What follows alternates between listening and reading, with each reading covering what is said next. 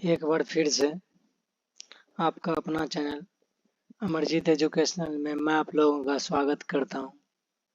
आज मैं class 10th का सेकेंड चैप्टर जो है 20 का दांत, जो कि नलिनी बिलोचन शर्मा द्वारा लिखा गया था, उसका क्वेश्चन आंसर करने जा रहा हूं। इसलिए वीडियो को लास्ट तक देखें। वीडियो अगर अच्छा लगे तो लाइक एंड सब्सक्राइब करें, वीडियो को ज़्यादा ज़्यादा शेयर करें। इसका फर्स्ट क्वेश्चन है कि कहानी का शीर्षक का कहने का क्या स्पष्ट कीजिए, क्या कहना था। तो प्रस्तुत कहानी में कहानीकार ने अमीरों को तथाकथित मर्यादा पर व्यंग्य किया है। अमीरों के तथाकथित पर मर्यादा पर काम किया है। इसमें गरीबों पर अमीरों के शोषण एवं अत्याचार पर प्रकाश डाला गया। इसमें अमीर का क्या होता है, रईसी, अत्याचार, गरीबों का कैसा व्यती हो, वो दोनों पर अत्याचार पर प्रकाश डाला गया है। 20 के दांत का शीर्षक कहानी महल और झोपड़ी की लड़ाई की कहानी है। ये महल और झोपड़ी की लड़ाई की कहानी है। इस लड़ाई में महल की भी जीत में भी हार दिखाई गई है। मदन दोबारा पीटे जाने पर खोखा के जो दो दांत टूट जाते हैं, वह अमीरों की प्रदर्शन प्रियता और गरीबों पर उनके अत्याचार का प्रतीक है। मदन अमीरों की प्रदर्शन प्रियता और गरीबों पर उनके अत्याचार के विरोध एक चेतावनी है। यह सशक्त विद्रोह है। यही इस कहानी का लक्ष्य है। अति निसंदेह कहा जा सकता है कि 20 का दांत इस दृष्टि से बड़ा ही सार्थक शीर्षक है। अमीरों के 20 के दांत तोड़कर मदन ने जिस उत्साह, ओज और आग का परिचय दिया है, वह समाज के जाने कितने गिरधर लालों के लिए घबरा लाश की बात है। इसमें लेखक द्वारा दिया गया संदेश मामरिक बन पड़ा है। दूसरा क्वेश्चन है, सेन साहब के परिवार में बच्चों का पालन पोषण में किए जा रहे लिंग आधारित भेदभाव का अपने शब्दों में वर्णन करना है। कि सेन साहब के परिवार में बच्चों के साथ कैसे भेदभाव हो रहा था, ये सब का। सेन साहब के परिवार में उनकी 5 लड़की थी। इसको लड़की पढ़ना है, नहीं कि लकड़ी। सेन साहब के परिवार में उनकी 5 लड़की थी। सीमा, रजनी, आलो, सोफाली, आरती, ये 5 लड़की थी। और सबसे छोटा लड़का था कासू बाबू, प्यार से इसे खोखा कहते थे। सेन साहब के परिवार में 5 लड़कियों के ऊपर काफी अनुशासन था। लड़का सबसे छोटा था, उसका बहुत बाद में था। इसी कारण से लड़के प्रति मोह होना स्वाभाविक था और लड़का का ऊपर अनुशासन का बंधन बहुत ही ढीला था, क्योंकि खोखा थी में भी अकेला था, भाई में भी, और ये सेन साहब का इकलौता पुत्र नहीं, बहुत ही प्रिय थे घर के लिए।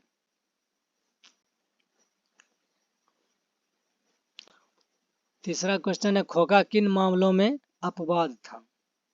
जीवन के नियम और में अपवाद था खोखा। सेन साहब के एक अमीर आदमी थे। अभी हाल में उन्होंने एक नई कार खरीदी थी। किसी गाड़ी को पास फटकने नहीं देते। कहीं पर एक धब्बा दिखा जाए तो क्लीनर और सोफर पर शामत आ जाती थी। उनके लड़कियों से मोटर की चमक दमक का कोई खास खतरा नहीं था। लेकिन खोखा सबसे छोटा लड़का था। वह बुढ़ापे की आंखों का तारा था।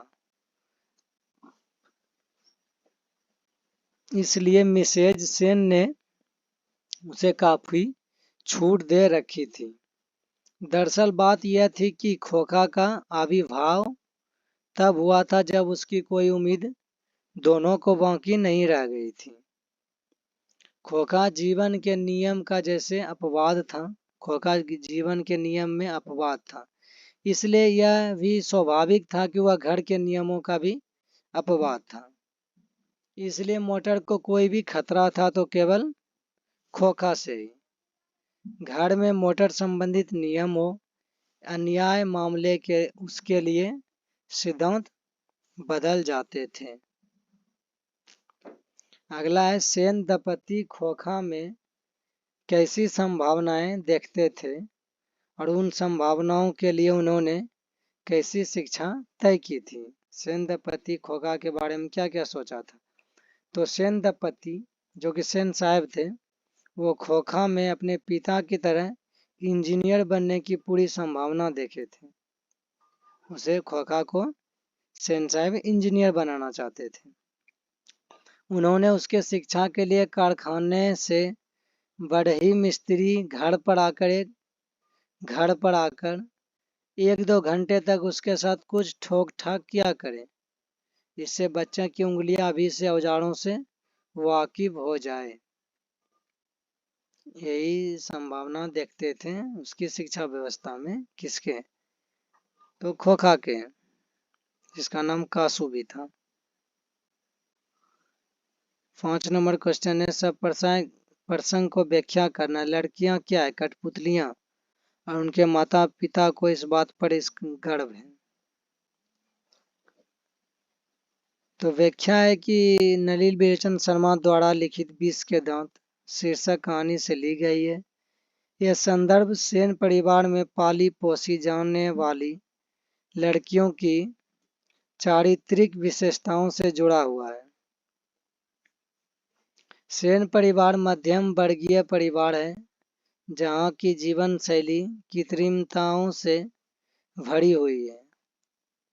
सेन परिवार में लड़कियां को तहजीब और तमीज के साथ जीना सिखाया जाता है। लड़कियां को तहजीब और तमीज के साथ जीना सिखाया जाता है। उन्हें शरारत करने की छूट नहीं, वह स्वच्छता विचरण नहीं कर सकती, जबकि बच्चा के लिए कोई पाबंदी नहीं है। सेन दंपति ने लड़कियों को यह नहीं सिखाया कि उन्हें क्या करना चाहिए। उन्हें ऐसी तालीम दी गई कि उन्हें क्या क्या नहीं करना है। ये लड़कियों को बताया गया ये नहीं करना है। इसकी सीख दी गई है कि इस प्रकार सेन परिवार में लड़कियों के प्रति दोहरी मानसिकता काम कर रही है। जहाँ लड़कियां अनुशासन, तहजीब और तमीज के साथ बीच जी रही है, वहाँ खोखा सर्वतंत्र स्वतंत्र है। लड़का लड़की के साथ दोहरा व्यवहार विकास, परिवार और समाज के लिए घातक है। अतः लड़का लड़की के बीच नस्लीय भेदभाव न पैदा कर उनमें समानता का विस्तार करना चाहिए। क्या करना चाहिए? समानता का विस्तार करना चाहिए। खोखा के दुर्ललित स्वभाव के अनुसार हितसेनों ने सिद्धांतों को भी बदल दिया था। व्याख्या प्रस्तुत पंक्तियां हमारी पाठ्यपुस्तक के 20 के दांत नामक कहानी से ली गई है। इस कहानी के रचयिता आचार्य नलिनी बिलोचन शर्मा जी है। यह पंक्ति सेन परिवार के लाडले बेटे के जीवन प्रसंग से संबंधित है। कहानीकार ने इन पंक्तियों के माध्यम से यह बताने का चेष्टा किया है कि सेन परिवार एक मध्यम वर्गीय सफेद पोष परिवार है। यहाँ कृत्रिमता का ही बोलबाला है। नकली जीवन के बीच जीते हुए सेन परिवार अपने बच्चों के प्रति भी दोहरा भाव रखता है। सेन परिवार का बेटा शरारती स्वभाव का है। सेन परिवार का जो बेटा था वो शरारती स्वभाव का है। वह बुढ़ापे में पैदा हुआ है, इसी कारण सबका लाडला है। उसके लालन पालन, शिक्षा दीक्षा में कोई पाबंदी अनुशासन नहीं है। वह वेलोस जीने के लिए स्वतंत्र है, यानी वो जैसे भी जिसका मन करे वो जी सकता है। उसके लिए सारे नियम नीति नियम शिथिल कर दिए गए थे। वह इतना उच्च छुकल था कि उसके द्वारा किए गए बुरे कर्मों को भी सेन दंपति विपरीत भाव से देखते थे और उसकी तारीफ करते थकते नहीं थे। उसके तारीफ करते थकते नहीं थे। सेन दंपति बेटे को इंजीनियर बनाना चाहते थे। सेन दंपति यानी सेन साहब क्या बनाना चाहता था? खोखा को इंजीनियर। इसी कारण ट्रेनिंग भी ऐसी ही दिलवा रहे थे। उसे किंडरगार्टन स्कूल की शिक्षा न देकर कारखाने में बढ़ई मिस्त्री के साथ लोहा पीटने और ठोकने आदि से संबंधित काम सिखाया जाता था। औजारों से परिचित कराया जाता था। किस प्रकार सेन परिवार अपने शरारती बेटों के स्वभाव के अनुरूप ही शिक्षा की व्यवस्था कर दी थी और अपने सिद्धांतों को बदल दिया गया था। गो नंबर, ऐसे ही लड़के आगे चलकर गुंडे चोर डाकू बनते हैं।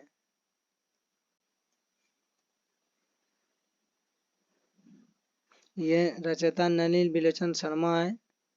ये गिरधारी के बेटे मदन के साथ ऐसा जोड़ा हुआ था।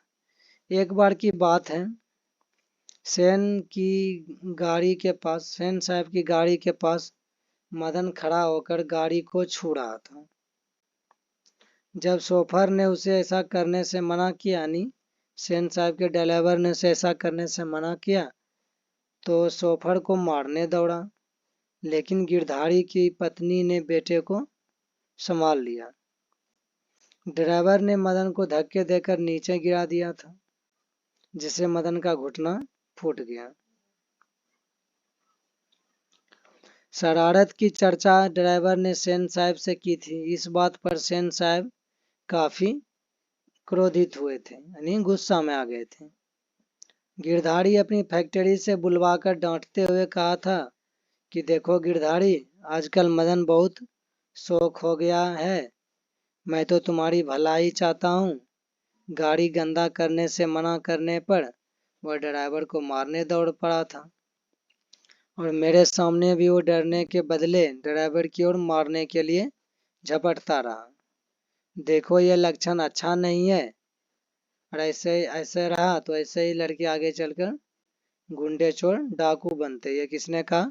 तो ये सेन साहब ने कहा। किसको कहा? तो गिरधर को कहा। गिरधर कौन था? तो गिरधर ये मदन का पिताजी थे। गिरधर लाल तो जी हाँ जी कहने में ही लगा हुआ था। ऐसी सीख देते हुए सेन साहब गिरधारी लाल के बच्चे को संभालने और शरारत छोड़ने को सीख देते हुए चले गए। यह प्रसंग उसी वक्त का है। वह प्रसंग उसी वक्त का है।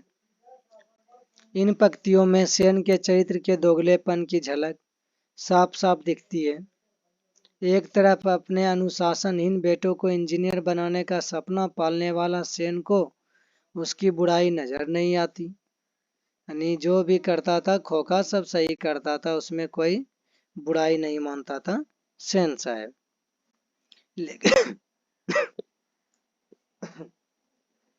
लेकिन दूसरी ओर गिरधारी लाल के बेटे में उड़ता और शरारत दिखाई पड़ता। यह उस मध्यम वर्गीय परिवार के जीवन चरित्र को सही तस्वीर है। अपने बेटे की प्रशंसा करते हैं, भले वह कुलनाशक है, लेकिन निर्धन निर्बल गिरधारी लाल के बेटे में कुलक्षण ही उन्हें दिखाई पड़ते हैं। घो नंबर है, हंस कौआ की जमात में शामिल होने के लिए ललक गया। नलिनी बिलोचन शर्मा का यह प्रसंग उस समय का है जब सेन दंपति का बेटा दूसरे दिन शाम के वक्त बंगले के अहाते के बगल वाली गली में जा निकला। वहां धूल में मदन गिरधारी लाल का बेटा आवारागर्दा लड़कों के साथ लट्टू नचा रहा था। आवारागर्दी लड़कों के साथ लट्टू नचा रहा था। कौन? मदन, गिरधारी लाल का बेटा। खोखा ने जब यह दृश्य देखा तो उसकी भी तबीयत लट्टू नचाने के लिए ललच गई। तो खोखा ने तो जब उसको सबको लट्टू नचाते देखा तो खोखा की भी तबीयत खराब हो गई। कहा हमको भी अब लट्टू नचाना है। खोखा तो बड़े घर का था, अनहुआ हंसी का जमात था, जबकि मदन और वो लड़के निम्न मध्यम वर्गीय दलित परिवार के थे, दलित शोषित थे।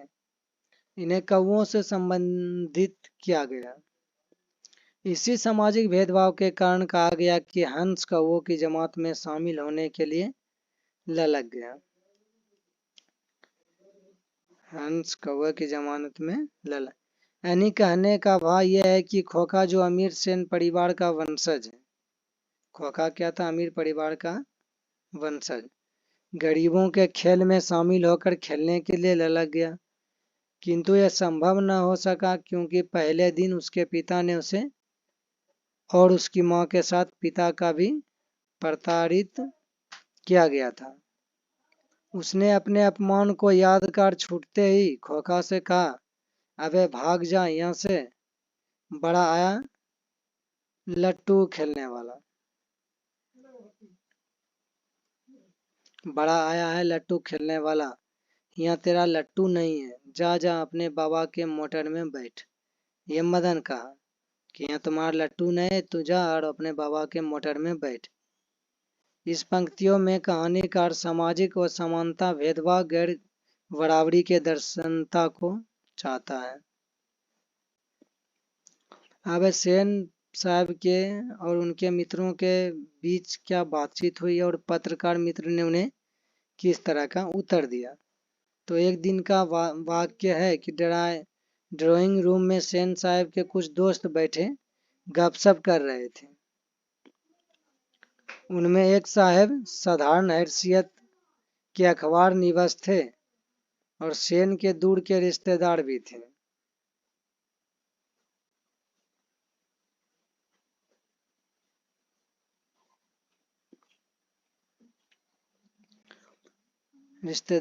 साथ में उनका लड़का भी था, जो था कि खोखा से भी छोटा पर बड़ा समझदार और होनहार मालूम पड़ता था। किसी ने उसकी हरकत देखकर उसकी तारीफ कर दी। उन साहब से पूछा कि बच्चा स्कूल तो जाता ही होगा। इसके पहले ही पत्रकार महोदय कुछ जवाब देते ही सेन साहब ने शुरू किया, मैं तो खोखा को इंजीनियर बनाने जा रहा हूँ और ये बातें दोहराकर थकते नहीं थे। पत्रकार महोदय चुप मुस्कुराते रहे। जब उनसे फिर पूछा गया कि वो अपने बच्चे के विषय में उनका क्या ख्याल है, तब उन्होंने कहा, मैं चाहता हूँ कि जेंटलमैन जरूर बने और जो कुछ बने उसका काम है, उसे पूरी आज़ादी रहेगी। सेन साहब इस उत्तर के शिफ्ट पर प्रच्छन्न व्यंग्य पर ऐंठ कर रह गए। अब है मदन और ड्राइवर के बीच के विवाद।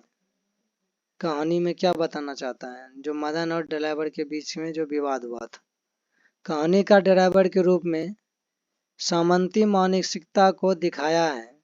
मदन एक गरीब का बच्चा है। उसके सिर्फ मोटर को स्पर्श करने पर उसे धकेल दिया गया है, जिस कारण उसे चोट आ गया। सामंती मानसिकता और एक गरीब के व्यवहार की ओर कहानीकार बसा रहे हैं।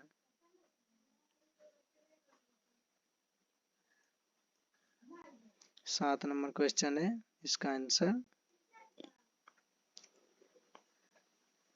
अब है 8 नंबर, कासू और मदन के बीच के झगड़े का क्या कारण था? इस प्रसंग के द्वारा लेखक का क्या दिखाना चाहता है? कासू और मदन के बीच झगड़े का कारण था कासू दोबारा मदन से लट्टू मांगना। मदन देने से इनकार करता है और कासू मारता है, फिर मदन भी मारता है। यानी पहले लट्टू नचा रहे थे, उसके बाद लट्टू मांगा, उसके वजह से लड़ाई आगे बढ़ गई। लेखक इस प्रसंग को दोबारा दिखाना चाहते हैं कि बच्चे में सामंती मानसिकता का भय नहीं होता, बाद में चाहे जो हो जाए। अब है 9 नंबर, महल और झोपड़ी वालों की लड़ाई में अक्सर महल वाले ही जीतते हैं, पर उसी हालात में जब दूसरे झोपड़ी वाले उनकी मदद अपने ही खिलाफ करते हैं तो लेखक इस कहानी के उदाहरण देकर पुष्टि किया है। सेन साहब की नई चमकती काली गाड़ी को छूने भर के अपराध के लिए मदन ने केवल शोफर दोबारा घसीटा जाता है, अपितु बाप गिरधर दोबारा भी बेहरमी से पीटा जाता है। दूसरे दिन खोखा जब मदन के मंडली में लट्टू खेलने जाता है तो मदन का स्वाभिमान जाग उठता है। दोनों की लड़ाई वृहत रूप ले लेती है। खोखा और मदन की लड़ाई महल और झोपड़ी की लड़ाई का प्रतीक है। खोखा को मुंह की खानी पड़ती है। इस स्वाभिमान के झगड़ा में झोपड़ी वाले ही जीत होती है। यही इसका कहानी का तात्पर्य था, महल और झोपड़ी वाले की लड़ाई में। 10 नंबर, रोज रोज अपने बेटे मदन की पिटाई करने वाला गिरधर मदन दोबारा कासू की पिटाई करने पर उसे दंडित करने के बजाय अपनी छाती से क्यों लगा लेता है? तो गिरधर लाल सेन साहब के फैक्ट्री में एक किरानी का काम करते थे। गिरधर लाल सेन साहब के फैक्ट्री में एक किरानी का काम करते थे। उनके ही बंगले के अहाते के कोने में आउट हाउस में रहता था। सेन साहब दोबारा जब मदन की शिकायत की जाती तो गिरधर मदन की पिटाई करता था। गिरधर सेन साहब की हर बात को मानने के लिए विवश था, लेकिन एक दिन जब मदन कासू के अहंकार का जवाब देते हुए उस पर प्रहार करके उसके दांत तोड़ दिए, तब उसके पिता उल्लास और गर्व के साथ उसे शाबाशी देते हैं कि जो किया अच्छे किया है। जो काम वह स्वयं नहीं कर पाया था वह उसका पुत्र करके दिखाया, इसलिए वो गौरव हुए थे। मदन शोषण, अत्याचार और अन्याय के विरुद्ध प्रज्वलित प्रतिशोध का प्रतीक है। उसके निर्भीकता से प्रभावित होकर गिरधर ने उसे छाती से लगाया। अब सेन साहब मदन कासू और गिरधर का वर्णन करना है। तो सेन साहब कहानी में सेन साहब का प्रमुख पात्र है। नई उन्होंने गाड़ी खरीदी है, इसलिए गाड़ी का छाया से सब दूर रहे, खासकर खोखा खोखी। सेन साहब में दिखावा बहुत अधिक है, अपने पुत्र के संबंध में बहुत बढ़ा चढ़ाकर बातें करते हैं, अपने बेटे के सामने किसी दूसरे की लड़के की प्रशंसा पसंद नहीं करते। सेन साहब सामंती मानसिकता के आदमी है।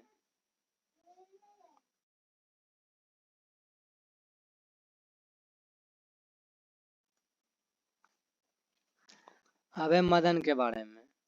तो सेन साहब का कर्मचारी गिरधर है और जो उन्हीं के अहाते में रहता है। मदन उसी का लड़का है। मदन क्या है? गिरधर का लड़का है। लड़का साहसी और निर्भीक है, यानी वो बहादुर और निर्भीक है। बाल सुलभ शरारत भी उसमें विद्यमान था, यानी अच्छाईपन भी बुराईपन भी दोनों उसमें विद्यमान था। किसमें? तो मदन में। इसी कारण जब कासू से झगड़ता था तो मदन भी उसी के भाषा में जवाब देते थे। अब कासू क्या कौन था? कासू बाबू सेन साहब का एकमात्र सुपुत्र था, यानी सेन साहब के एक अच्छा बेटा था कासू, जिसका नाम खोखा था। यह बहुत लाड़ प्यार के बहुत बिगड़ गया था, लाड़ प्यार से बहुत बिगड़ गया था। शरारत करने में माहिर हो गया है। यह कहानी का नायक कासू ही है। अब है गिरधर लाल कौन थे? गिरधर सेन साहब की फैक्ट्री में काम करने वाला एक कर्मचारी है, उन्हीं के अहाते में रहता है। गिरधर बेहद सीधा और सरल कर्मचारी है। यदा कदा इसे सेन साहब का गुस्सा झेलना पड़ता था। और गिरधर कौन थे? मदन के पिताजी।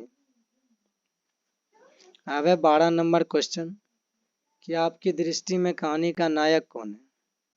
तो हमारी दृष्टि से कहानी का नायक कासू है, क्योंकि सेन साहब की कासू के प्रति संभावनाओं को संयोजे हैं। कासू के दुर्ललित भाव के कारण ही सेन साहब की गाड़ी की बत्ती टूटती है। सेन मित्रों के गाड़ी की हवा निकाली जाती है। कासू के कारण ही निर्दोष गिरधर की नौकरी समाप्त हुई। कासू के दुर्दमनीय स्वभाव के कारण ही सेन साहब के मित्रों के बीच मन मसोस कर रहा जाता। कासू के लाड़ प्यार के सामने सेन साहब की पुत्रियां कुछ भी नहीं है। कासू के ही दांत भी टूटते हैं, जिसे विष के दांत की संज्ञा दे दी गई है। 13 नंबर है, आरंभ से ही कहानीकार का एक स्वर व्यंग्यपूर्ण है। इसका प्रमाण को उपस्थित करना है। आरंभ से कहानीकार का स्वयं व्यंग्यपूर्ण है। इसके प्रमाण में कहानीकार के उक्ति गाड़ी के पक्ष में उसे जैसे कोयले घोंसले से कब उड़ जाए।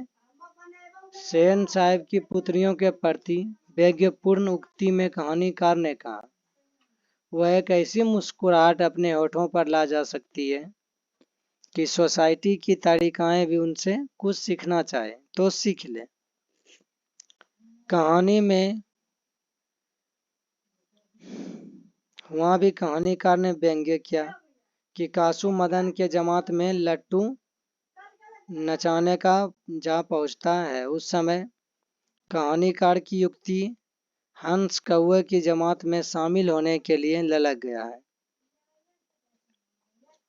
यही है 20 का कहानी का सारांश लिख देना है इसमें।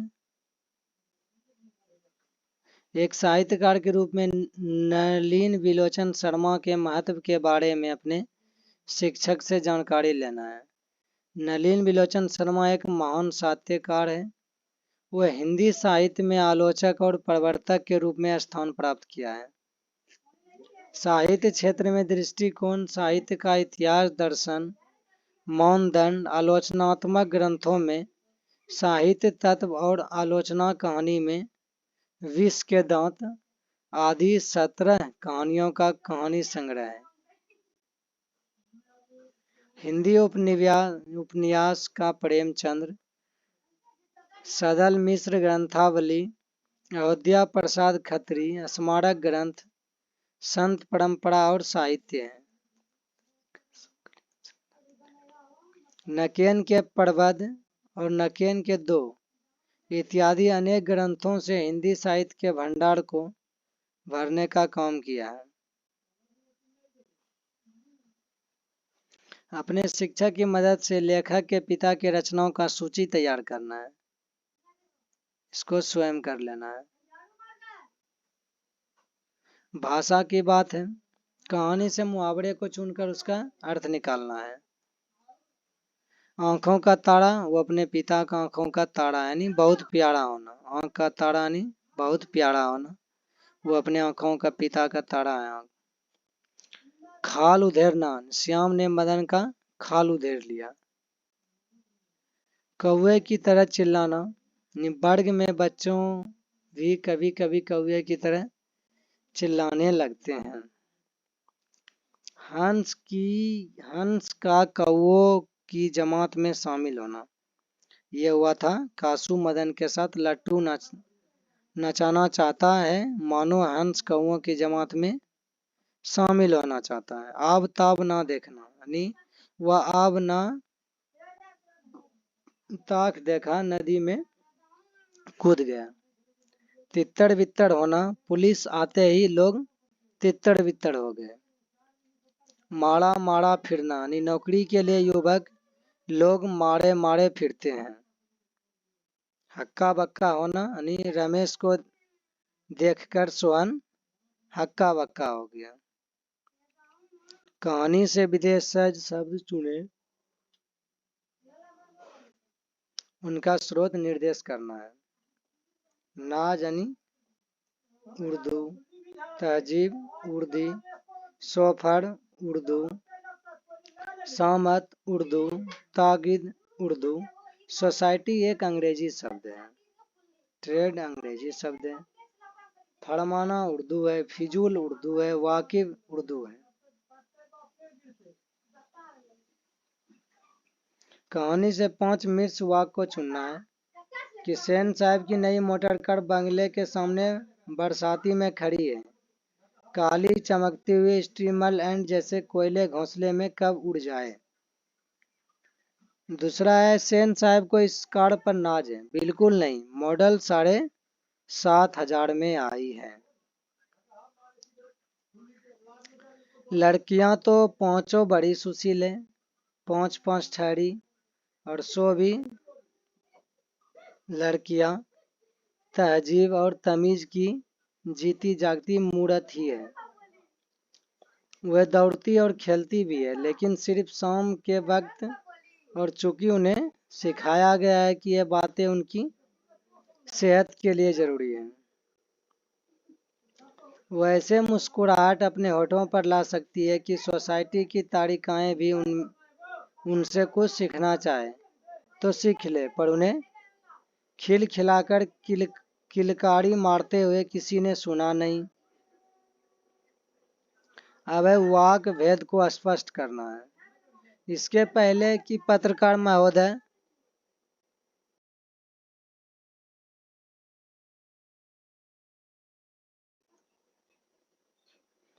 को जवाब देते हुए सेन साहब ने शुरू किया, मैं तो खोखा को इंजीनियर बनाने जा रहा हूं, ये मिर्च वाक है। पत्रकार महोदय चुप मुस्कुराते रहे, एक सरल वाक है। ठीक इसी वक्त मोटर के पीछे खटखट की आवाज सुनकर सेन साहब लपके सोफर भी दौड़ाइए, संयुक्त वाक है। और ड्राइवर जरा दूसरे चक्कों को भी देख लो, ये पंप ले आकर हवा भर दो, ये संयुक्त वाक है। इसी के साथ 20 के दांत क्लास 10th का हिंदी चैप्टर 2 20 का दांत, जो कि ननिल बिलोचन शर्मा द्वारा लिखा गया था, उसका टोटल क्वेश्चन आंसर कर दिया हूँ। इसलिए वीडियो को लास्ट तक देखें। वीडियो को लास्ट तक देखने के लिए धन्यवाद। वीडियो अगर अच्छा लगे तो लाइक एंड सब्सक्राइब करें, वीडियो को ज़्यादा से ज़्यादा शेयर करें।